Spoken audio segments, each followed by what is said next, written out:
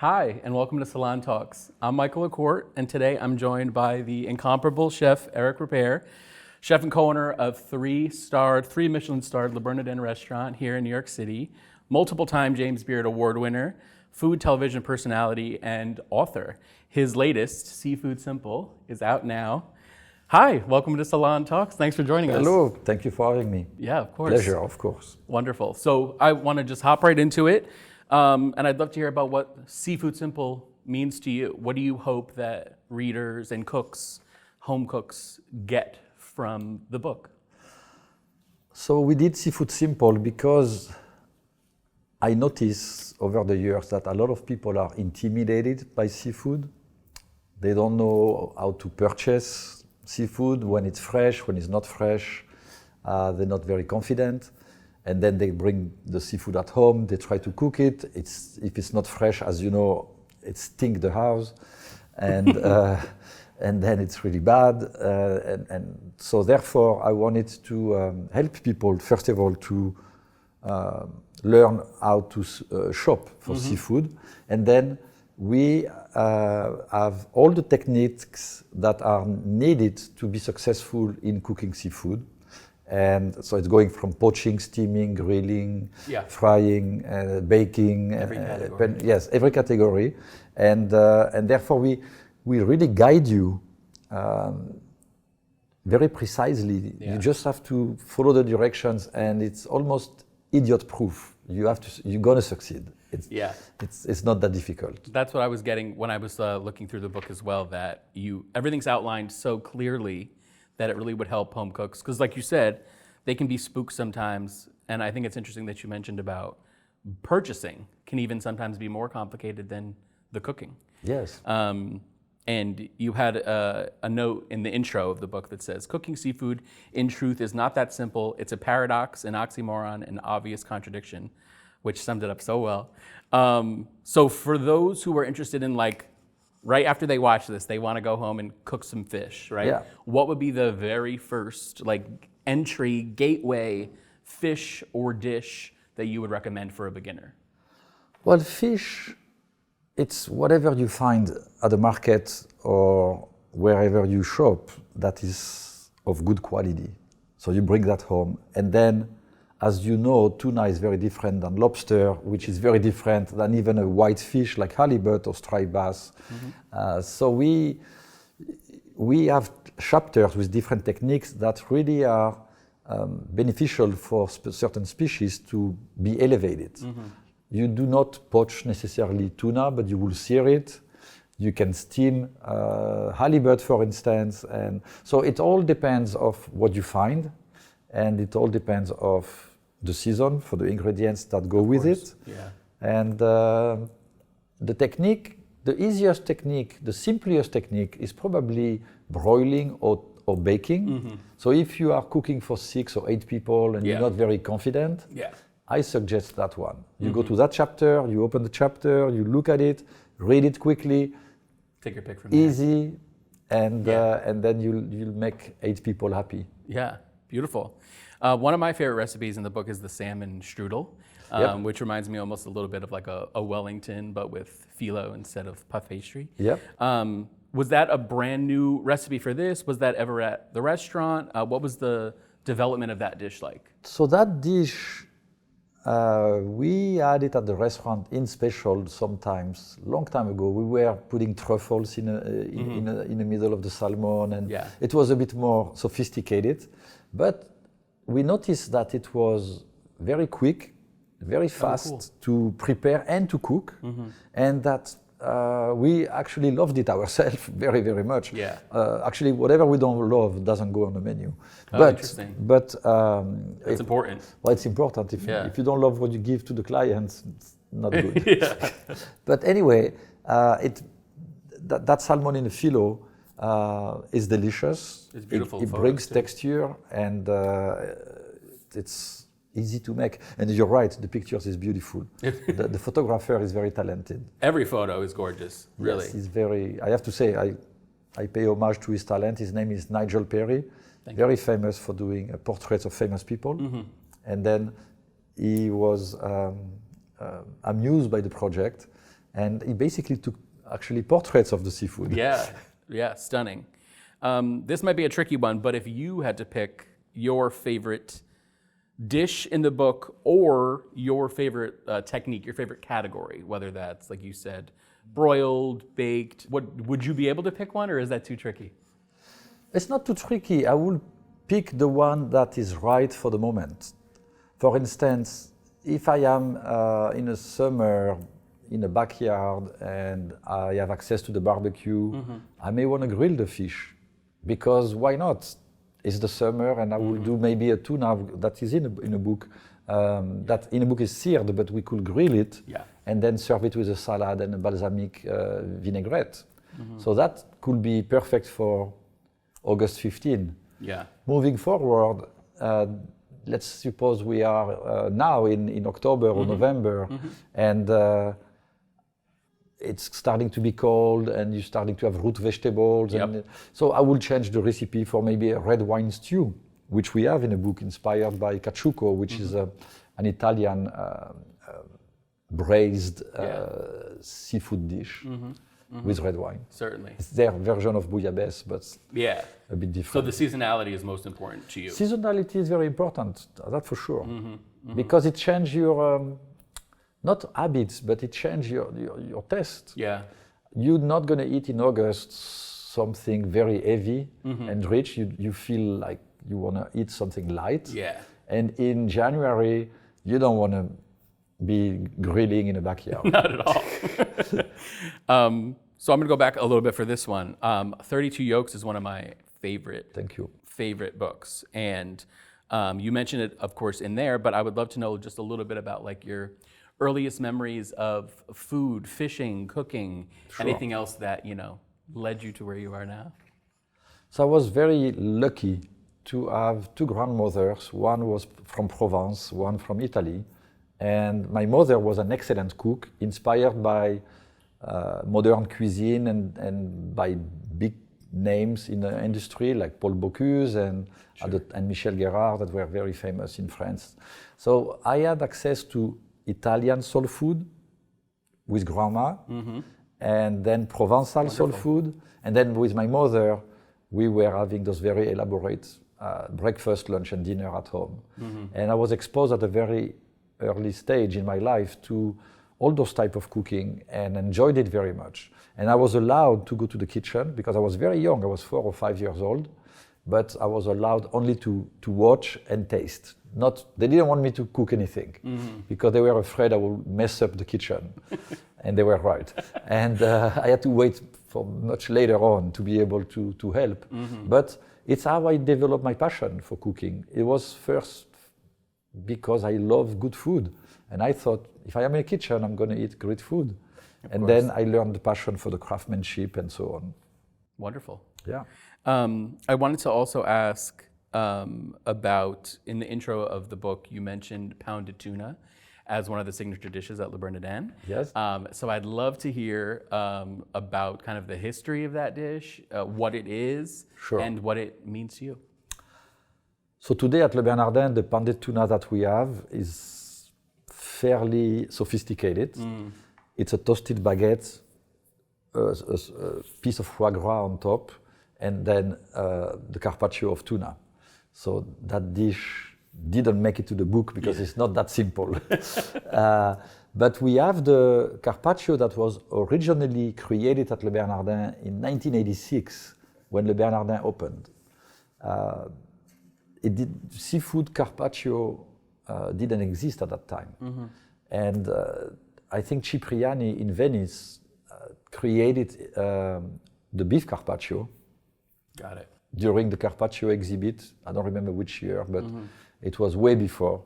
And Carpaccio was a painter, famous painter during the Renaissance. And in Venice, they had this exhibit, and they invented the dish. So people were very inclined to order the Carpaccio. It was very popular in the 80s. And Gilbert Lecause, the chef of the Bernardin at the time, with his sister Maggie Lecause, were thinking about opening Le Bernardin and what could they do. And they ate a beef carpaccio, and Gilbert said, I think I can do that with tuna. And then the technique is very different than making a meat Sure. carpaccio, but and we explain in a book how to make it. It's not complicated. And the carpaccio was born. Amazing. It's thin layer of tuna, olive oil, salt, pepper, chives, lemon juice. Simple. Cannot be simpler than that.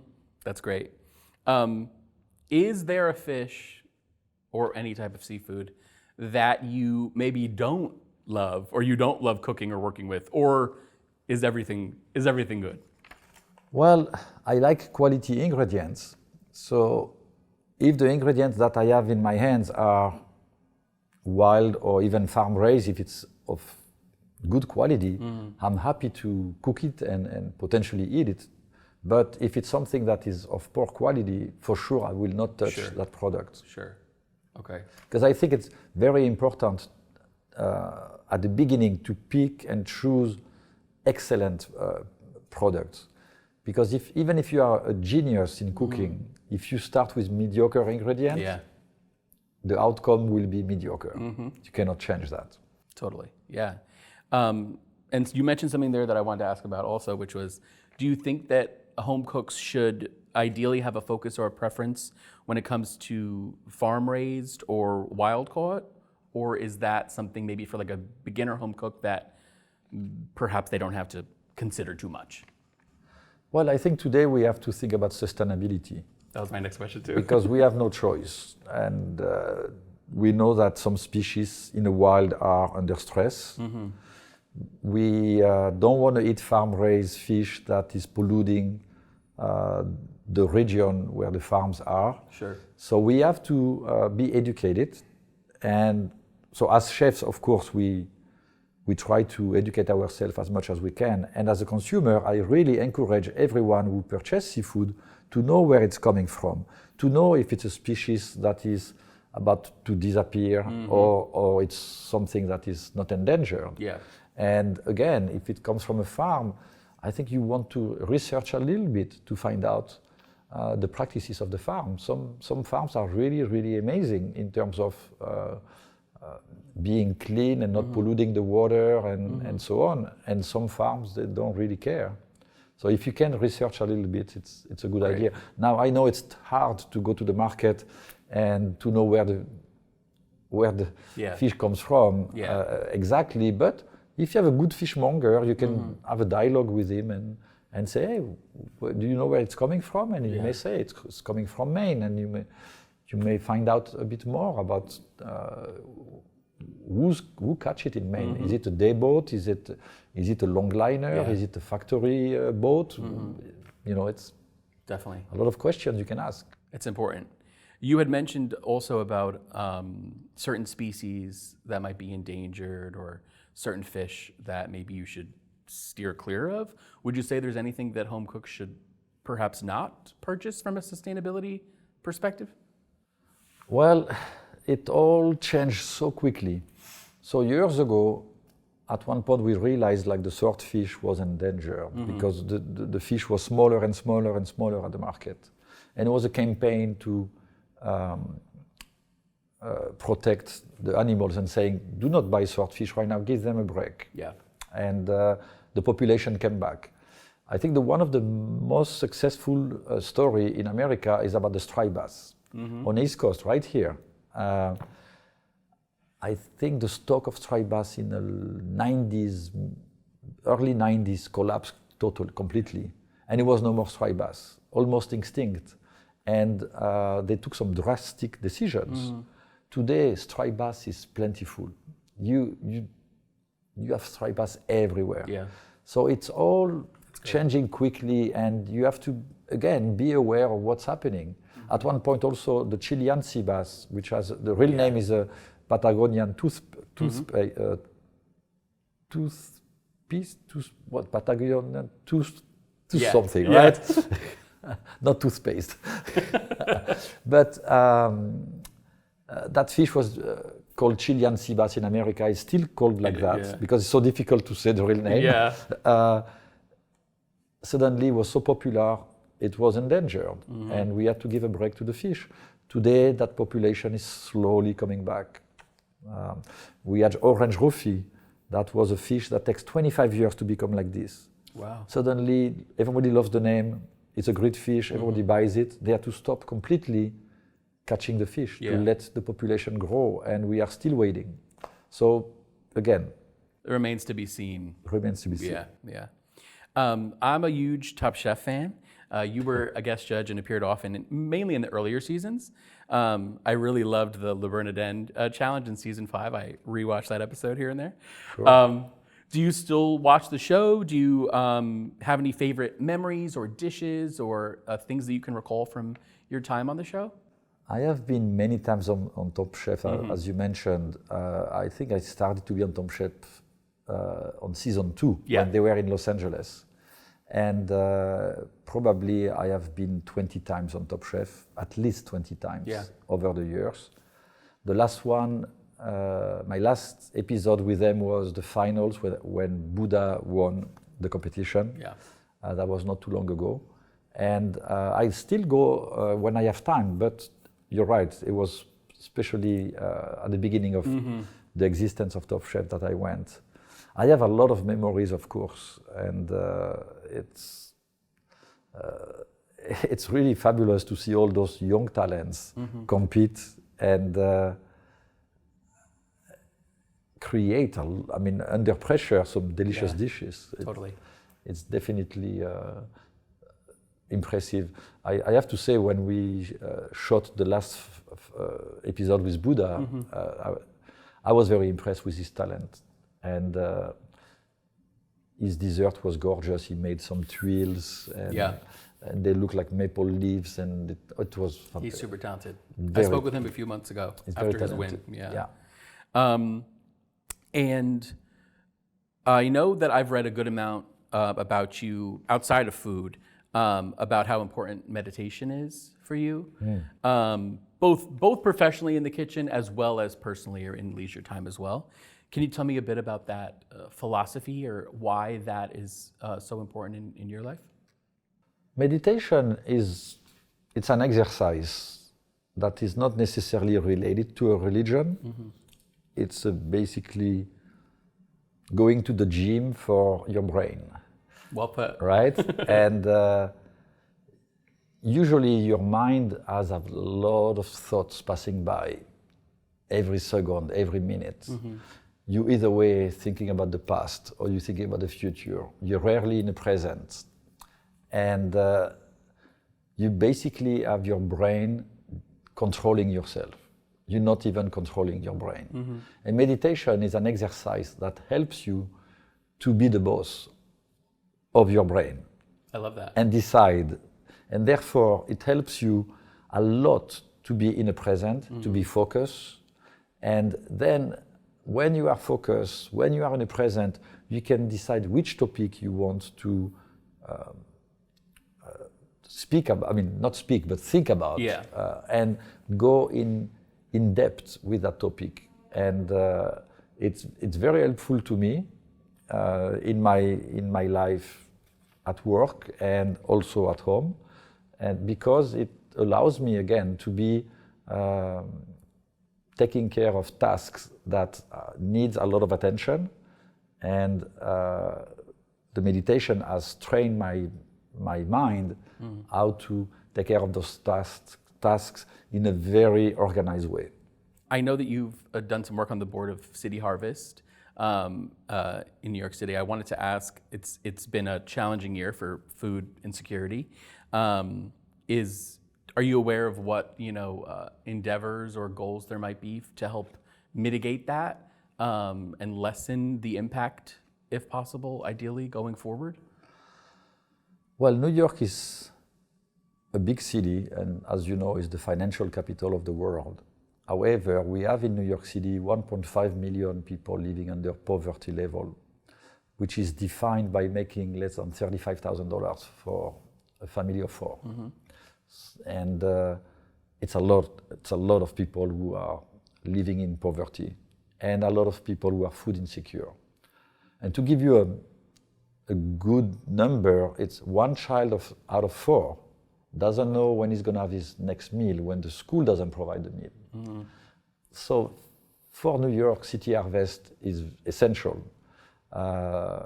City Harvest rescue food that will go to waste with volunteers and also employees that work for the organization. That food is distributed to shelters, to food pantries, and also City Harvest has mobile markets in different areas of New York, Manhattan and the Bronx and the Queens, and every borough has a market. And people who have a special authorization can come, and they can pick up a few vegetables that, for instance, right now you have on the market squash, cauliflower, potatoes, leeks. Root vegetables, like you said, too. And then, because it's the season, they may find some oranges, pears, and apples or something like that. So City Harvest delivered last year 90 million pounds of food. Wow. Which is basically 90 million meals to people in need. During COVID, they step up to 270 million pounds of food during the crisis when New York was in lockdown and the businesses were closed and so on. So City Harvest is a New York organization that is very successful. 27 trucks all the time on the road. Some trailers that go where food is being available. So let's suppose you're a farmer, you are far away from New York and you have potatoes that you cannot sell. City Harvest comes, pick it up, bring it back, and then distribute it. They do really, really amazing work. That's necessary too. They have their boots on the ground. Totally. So overall, in general, you oversee one of the most lauded restaurants in the world. You've written amazing books. You've appeared on tons of television shows like we talked about. And now you have this great new book out. So going forward, what might be next for you down the road? What may be next? Well, it's simple. I don't want to open many restaurants. I have no interest in doing that. I'm very happy with Le Bernardin. Of course. I am an artisan, and when I am in a kitchen with the team and I'm working with the cooks and the waiters and the team, that makes me happy. When I do books, I am very inspired to do my books. I'm very involved and brings tremendous pleasure to me. So therefore, whatever I do in my life, it's driven by passion. Right now, my passion is to promote the book and also to take care of Le Bernardin, go in the cold season and change the menu, be creative with the team. And it's almost like someone who's working in fashion that creates collection for the spring and the summer and the fall and the winter. Well, when I change the menus, it's a little bit like that. It's very creative, and I will say this is my future. Beautiful. That's great. Thank you so much. It was such a pleasure to chat. Seafood Simple is out now. Thank you for watching.